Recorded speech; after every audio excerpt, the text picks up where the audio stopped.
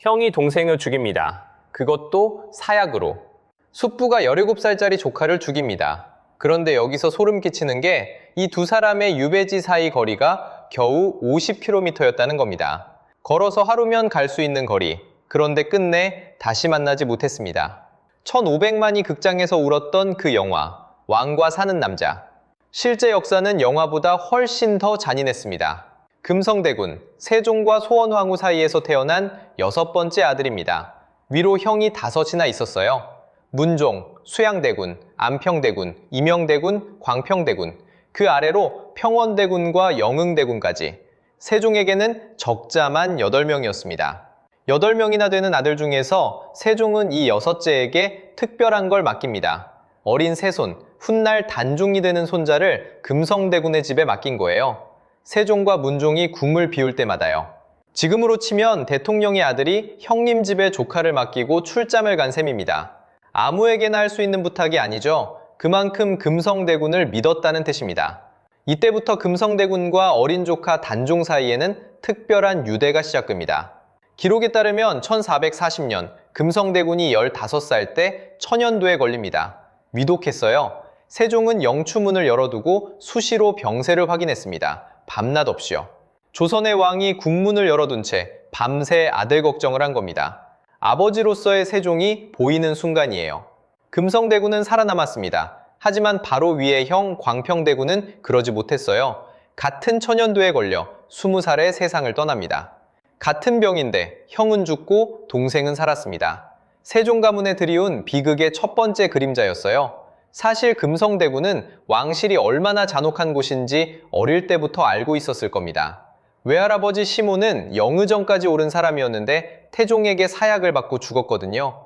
왕의 장인이라는 자리가 얼마나 위험한지, 왕실의 권력이 가족에게도 칼이 될 수 있다는 걸 이미 본 아이였습니다. 세종은 이 아들이 나중에 어떤 선택을 하게 될지 몰랐을 겁니다. 그런데 세종이 죽고 3년 만에 이 평화로운 가족에게 상상도 못할 일이 벌어집니다. 세종이 세상을 떠난 뒤 맏아들 문종이 왕위에 오릅니다. 그런데 재위 2년 4개월 만에 병으로 죽어요. 아버지가 떠난 지 얼마 되지도 않았는데 형마저 떠난 겁니다. 그래서 12살짜리 아이가 왕이 됩니다. 단종입니다. 12살이에요. 세종이 그렇게 애써 곁에 두었던 신하들이 어린 왕을 지키고 있었습니다. 김종서, 황보인 같은 사람들이요. 세종이 손자를 부탁한 신하들이었어요. 하지만 그 보호막은 오래가지 못합니다. 1453년 음력 10월 10일 수양대군이 움직입니다. 김종서의 집으로 찾아가서 철퇴로 내리칩니다. 직접이요. 그날 밤 황보인을 비롯한 대신들까지 한꺼번에 제거했습니다. 하루 만에 단종을 지키던 사람들이 전멸해요. 수양대군의 쿠데타였습니다. 그 다음이 더 무서워요.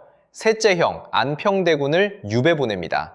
조선 4대 명필이라 불릴 만큼 글씨와 그림으로 이름을 날렸던 사람이에요. 강화도로 다시 교동도로 보내놓고 36살에 사약을 내려 죽입니다. 친형입니다. 같은 아버지 세종, 같은 어머니 소원왕후에게서 태어난 형을요. 그리고 결정적인 장면이 있습니다. 수양대군이 금성대군을 비롯한 동생들을 불러놓고 안평대군의 측근 이현노를 매질합니다. 동생들이 보는 앞에서요. 말로 하지 않아도 되는 경고였습니다. 다음은 너희 차례라는. 대부분의 왕족은 여기서 고개를 숙입니다. 형이 저러는데 누가 맞서겠어요? 친형도 죽였는데 동생이라고 봐주겠습니까? 2년 뒤인 1455년 수양대군은 결국 15살 단종에게서 왕위를 빼앗습니다. 사실상 강제로요. 왕위를 넘긴 것이 아니라 빼앗긴 겁니다. 세종이 남긴 유산이 무너져 내린 거예요. 세종이 믿고 맡겼던 신하들은 죽었고 세종이 아끼던 셋째 아들은 사약을 받았고 세종이 그토록 걱정했던 어린 손자는 왕좌에서 끌려 내려왔습니다. 세종이 평생 쌓아올린 것들이 둘째 아들 손에 무너졌어요. 그것도 불과 몇 년 사이에. 그런데 여기서 소름 끼치는 게 금성대군은 고개를 숙이지 않았습니다. 세조는 금성대군을 상령으로 유배 보냅니다. 조용히 있으면 될 일이었어요. 그런데 가만히 있질 않으니까 더 먼 광주로 보냅니다. 그래도 안 되니까 결국 수능까지 보내요.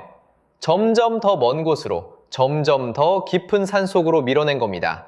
그 사이에 또 한 번의 비극이 터집니다.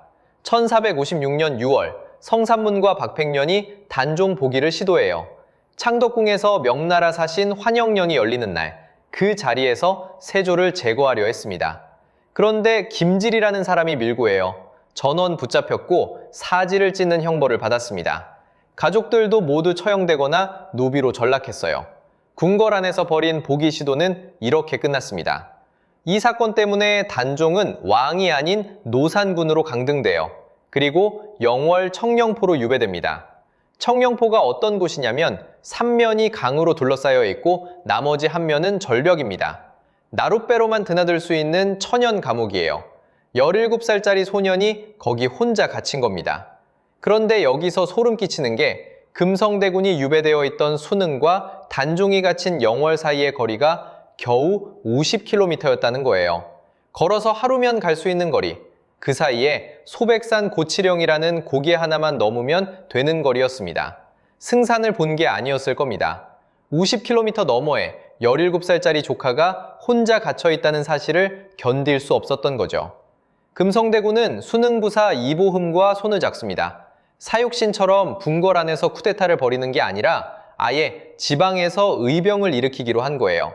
고을 군사와 향리를 모으고 도내 사족들에게 경문을 돌렸습니다. 최종 목표는 단 하나, 영월에서 단종을 모셔와 다시 왕위에 올리는 것. 경문을 돌리고 군사를 모으고 날짜까지 잡았습니다. 그런데 거사 당일 관노 한 명이 세조에게 밀고합니다.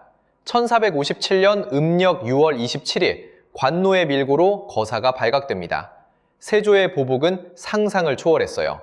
금성대군과 이보흠을 잡아들인 건 시작에 불과했습니다. 세조는 수능도호부 자체를 아예 없애버려요. 관할을 철거하고 창고를 부수고 백성들을 뿔뿔이 흩어놓았습니다. 거사에 참여한 사람만 처벌한 게 아니에요. 향리와 장교까지 고을 전체가 처벌 대상이었습니다. 마을 하나가 통째로 지도에서 사라진 겁니다. 그것도 226년 동안. 지금 우리가 아는 경북 영주시 수능면, 그 마을이 226년 동안 지워져 있었어요. 기록에 따르면 그날 죽개천이 피로 물들었습니다. 수능에서 4km쯤 떨어진 곳에 핏물이 흘러 멈춘 마을이 있는데 지금도 피끝 마을이라 불려요. 영주시 안정면 봉촌 1, 2, 570년이 지난 지금까지 그 이름이 남아 있습니다. 한 사람의 저항이 마을 전체를 소멸시킨 겁니다. 거사에 가담한 사람뿐 아니라 그 땅에 살았다는 이유만으로 모든 걸 잃은 사람들이 있었어요. 그런데 세조도 쉽게 결단을 내리진 못했습니다. 신숙주와 정인지 같은 신하들이 9월부터 금성대군을 처형하라고 상소를 올렸어요. 세조는 이렇게 말합니다. 고육의 친족을 어찌 용서하지 못하겠는가? 같은 아버지의 아들인데 차마 죽이지 못하겠다는 거였죠. 하지만 상소는 멈추지 않았어요. 한 달 넘게 이어진 끝에 결국 1457년 음력 10월 21일 금성대군에게 사약이 내려집니다. 32살이었습니다. 사약을 받기 직전 금성대군이 영월 방향으로 절을 올렸다는 이야기가 전해져요. 소백산 고치령 넘어 50km 떨어진 곳에 있을 조카에게 보낸 마지막 인사였습니다. 그리고 금성대군이 사약을 받은 지 며칠 뒤 단종도 세상을 떠납니다. 겨우 17살이었어요. 걸어서 하루면 갈 수 있는 거리, 끝내 건너지 못한 50km였습니다. 그런데 이 이야기는 여기서 끝나지 않습니다. 282년이 지난 뒤 소름 돋는 일이 벌어집니다. 그로부터 226년이 지난 1683년, 숙종이 수능도호부를 다시 세웁니다. 지도에서 지워졌던 마을이 돌아온 겁니다. 그리고 15년 뒤인 1698년, 노산군이라는 이름으로 격하되었던 그 소년에게 다시 왕의 이름이 돌아옵니다. 단종, 241년 만에 복위였습니다. 금성대군은 더 오래 걸렸습니다. 282년이 지나서야 시호를 받았습니다. 정민, 곧고 바르게 살았으나 슬프게 죽은 사람이라는 뜻입니다. 기록에 따르면 그가 사약을 받던 자리 근처에 은행나무 한 그루가 있었는데 그날 이후 말라 죽었습니다. 그런데 226년 뒤 숙종 시기에 그 나무에서 새싹이 돋았습니다. 지금도 수능에 서 있는 그 은행나무를 압각수라고 부릅니다. 수령이 1000년이 넘습니다. 소백산 고치령. 수능과 영월 사이에 놓인 그 고개에는 살령각이 하나 있습니다. 거기에 두 사람이 나란히 모셔져 있습니다. 소백산신 금성대군과 태백산신 단종. 살아서는 50km를 끝내 건너지 못했던 두 사람이 죽어서야 나란히 앉은 겁니다. 올해 그 이야기가 스크린 위에 올랐고 1,500만이 울었습니다. 장항준 감독은 이미 금성대군을 주인공으로 한 다음 영화를 준비하고 있습니다. 이준혁 배우 주연으로.